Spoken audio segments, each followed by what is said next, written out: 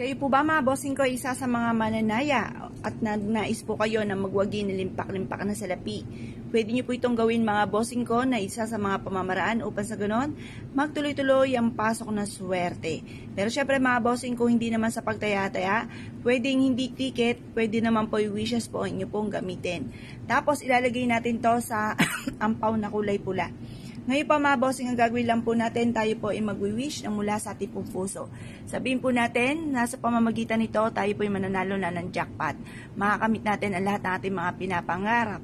Banggitin ang mga numero na nakasulat po dito or kaya yung inyo nga pong alagang numero na tinatayaan. Sabihin nyo po, mananalo na ako ng jackpot.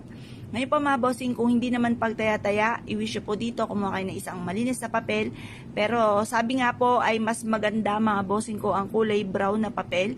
Kasi ang brown ay sumisimbolo ng pera. Di ba sabi nila, pag may dumapo sa inyo na brown na paru-paro, sinyales na may magandang kapalaran na naghihintay or may pera kang darating. May tumalon sa inyo na brown na paru-paro, sinyales din po na may magandang kapalaran na naghihintay. Maganda ang kulay brown mga bossing. Kaya mas mainam, dyan kayo magsulat ng wishes. Kung ano yung nais po ninyo. At pagkatapos, ay sunugin po natin ito mga bossing ko, itong ating dahon ng laurel. Tapos yung pinakaabo po nito ay ilagay nyo po dito sa ating ampaw. At tapos ilagay nyo po yung ating pong ampaw sa may altar. Ngayon po mga bossing, gawin nyo po ito ng mga 6:30 or kaya po alas 7. Matatapos sa paggawa natin ng mga pampaswerte hanggang alas 8 lamang po ng umaga. Mag-wish po kayo na mula sa inyong pong puso at makakamit nyo ang lahat ng mga pinapangarap po ninyo. Mapapasin ninyo na lagi ka iniadya, kung saan lagi kayo suswertein, mapapasin ninyo na puro swerte ang dumarating mga bossing. Panay jackpot ang dumarating. Ngayon po mga bossing, ito po mga bossing ko yung pinaka the best na gawin nyo po ng mga Tuesday or Friday. Pero kung ikaw ay abala, hindi ka makapagawa ng ganyan, magmamadali ka, huwag niyong gawin ng Tuesday or Friday.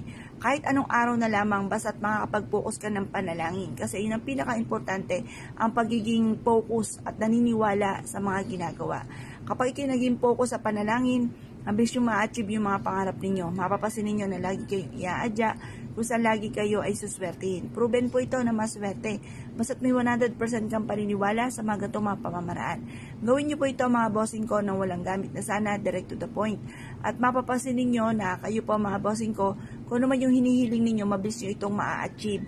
Kasi ako din dati, lumilipad yung isipan ko habang ako yung nagwi-wish. Hindi nagkakatotoo ang aking mga kahilingan. Ngayon po, ang ginawa ko, basta ko ano yung wini-wish ko na nagmumula sa puso yung nais ko, siyang binubukan na aking bibig at yun din po ang nasa isipan ko mga bossing.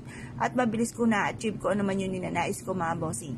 Kaya kung kayo pinaniwala at dahil siya po itong gawin, lumarga na po kayo, gawin nyo na ito kahit anong araw nyo maibigan, basta't kayo po ay may 100% na paniniwala. I-mindset nyo na kayo magiging matagumpay, i-mindset nyo na lahat ng mga pangarap nyo matutupad. Pero syempre mga bossing, lagi po tatandaan, ang ating mga pampaswerte ay sangkap lamang para tayo maging matagumpay sa buhay. Ang numero 1 po niyan ay sipag at syaga, double time sa pagkayod. Kaya ako pinaniwala mga bossing, asya, good luck po sa ipo lahat.